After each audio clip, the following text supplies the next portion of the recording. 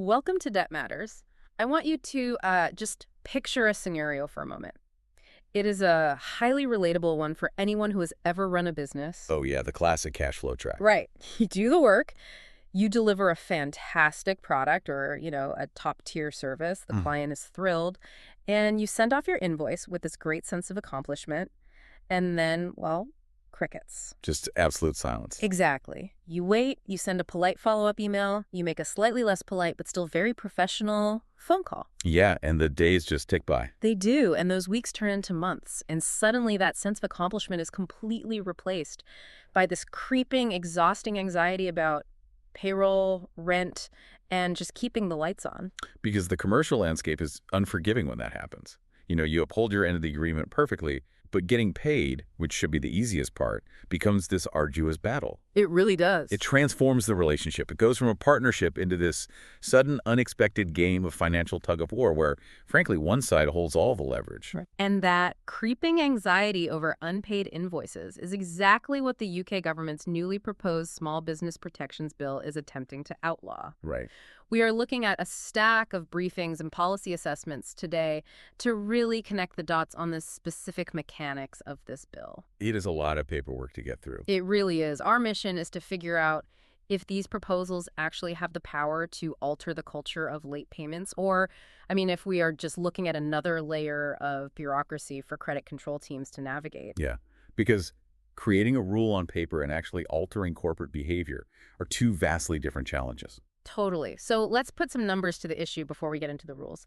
Looking at the government's economic assessments, late payments are linked to 38 business closures every single day in the UK. Wow, every day. Every single day. Just let that sink in for a moment. 38 businesses shutting their doors with delayed invoices functioning as a primary factor. That is just brutal. I always think about cash flow like oxygen for a business. You can survive a while without food. You can have a lean quarter. You tighten your belt. Sure. But oxygen, if you cut off the oxygen, the body suffocates almost immediately.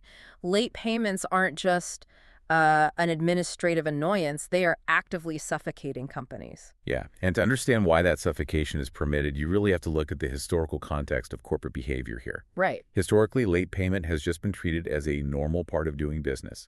It's not an oversight. It is utilized as a deliberate financial strategy. Wait, really? A deliberate strategy? Oh, absolutely.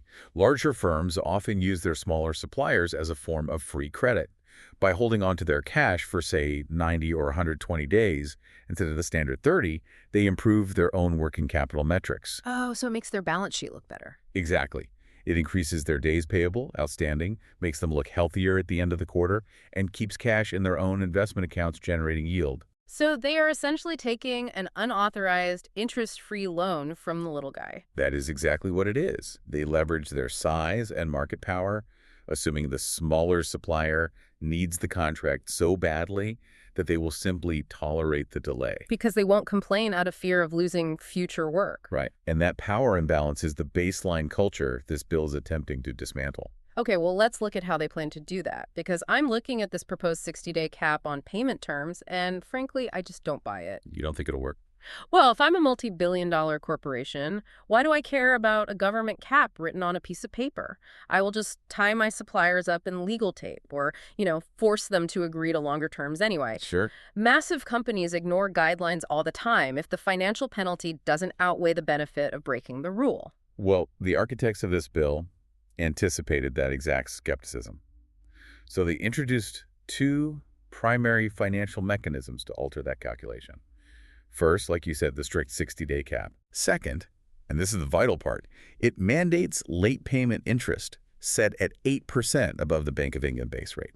Okay, but small businesses can already claim interest rate. They can, but they rarely do, because they fear damaging the client relationship.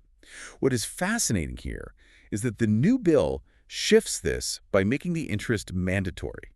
Oh, so you don't have to ask for it. Exactly. It is no longer an optional claim you have to bravely assert. By tying it directly to the base rate plus 8%, it creates a concrete, unavoidable financial penalty. Let's do the math on that just to see if it actually hurts. If the base rate is around 5% and you add the mandatory 8, you are looking at a 13% interest rate on that delayed invoice. Which is a very expensive loan. It is. But I mean, even with a 13% rate, a massive company might just absorb it as a cost of doing business. How does that actually change the behavior of a finance director managing hundreds of millions? It changes it because of how modern corporate finance departments operate. When you introduce a mandatory 13% interest rate, you fundamentally alter the data flowing into their financial software. What do you mean? Like it flags it in the system? Yeah, exactly.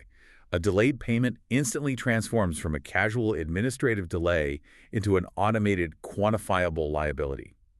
It's an algorithmic trigger in their enterprise resource planning system. Oh, wow. Suddenly, an unpaid 60-day invoice trips an automated risk alarm in the CFO's dashboard. So they can't hide it anymore. Right. When the auditors or the board review the finances, they see a distinct line item showing the company is actively bleeding capital through avoidable late payment penalties. It forces them to view it as a concrete business risk rather than a clever cash flow tactic. Precisely. It moves the issue from the accounts payable desk up to the risk management level. You hit them right in the spreadsheet. You turn a delayed payment from a hidden advantage into a glowing red, highly visible loss on the balance sheet. But calculating that 13% penalty is useless if there is nobody to actually collect it. The real question is, who is going to make these large corporations open their wallets? That is the million-dollar question. Right. We can mandate high interest all day long, but if the big company still says, no, take us to court, a small supplier still cannot afford that legal battle. Well, this brings us to the enforcement mechanism. The bill proposes empowering the Small Business Commissioner with new, more robust powers. Okay, what kind of power? They will have the ability to investigate poor payment practices directly, adjudicate disputes, and actually levy substantial fines against the worst offenders. Walk me through the mechanics of that. How does it work in practice? If you are a small graphic design firm, do you just send an email to the commissioner saying a client is 90 days late? Well, kind of. The proposed framework outlines a system where the commissioner acts on aggregated complaints or independent audits. Okay, so it's pattern-based. Right. A small business flags a chronic late payer through a formal portal. Once a pattern is identified, say, multiple suppliers report a specific retail giant is ignoring the cap, the commissioner steps in. And they have the statutory authority to demand access to the payment records. They do. They can compel the release of data. And if the investigation reveals systemic noncompliance, they don't just issue a polite warning. They have the authority to impose scaling fines. So rather than having a referee on the sidelines who just blows a whistle but can't change the score, this is more like introducing an independent auditor with a red card. That is a perfect analogy, yeah. It takes the burden of enforcement off the small business owner. But how does this change the day-to-day reality for, say, a credit controller working at that small firm? Previously, that credit controller might spend hours chasing an invoice, feeling entirely powerless. Their only escalation path was threatening legal action. Which guarantees you lose the client. Exactly. But under these new rules, they have a formal external authority to point to.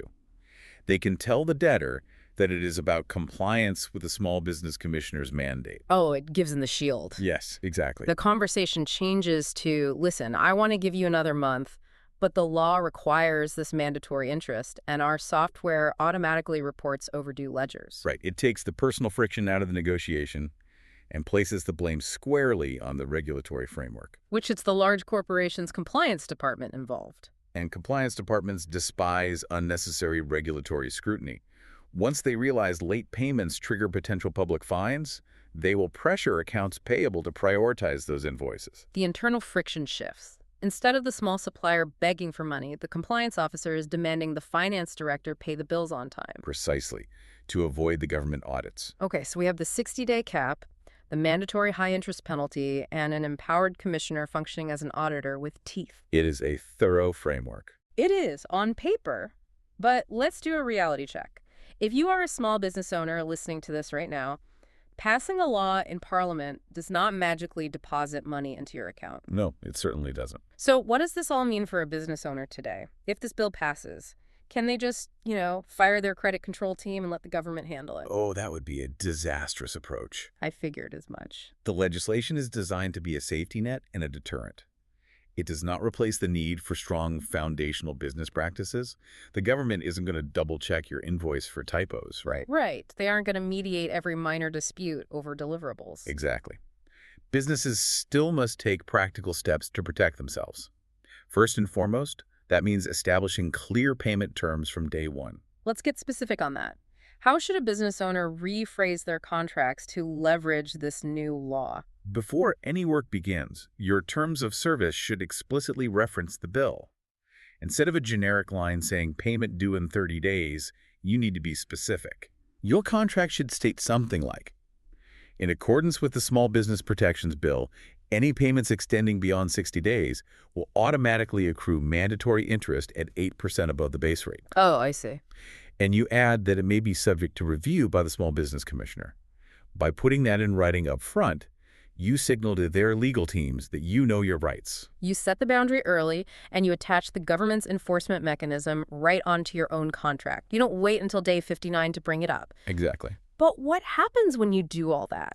You have clear terms, you chase early and professionally, and the customer still refuses to pay. Well, you still need a proper professional recovery process, whether that is an internal escalation protocol or partnering with a debt collection agency. Because the commissioner isn't your personal debt collector. Right. They handle systemic pattern abuses. They aren't going to chase down a single unpaid invoice from a mid-sized client for you.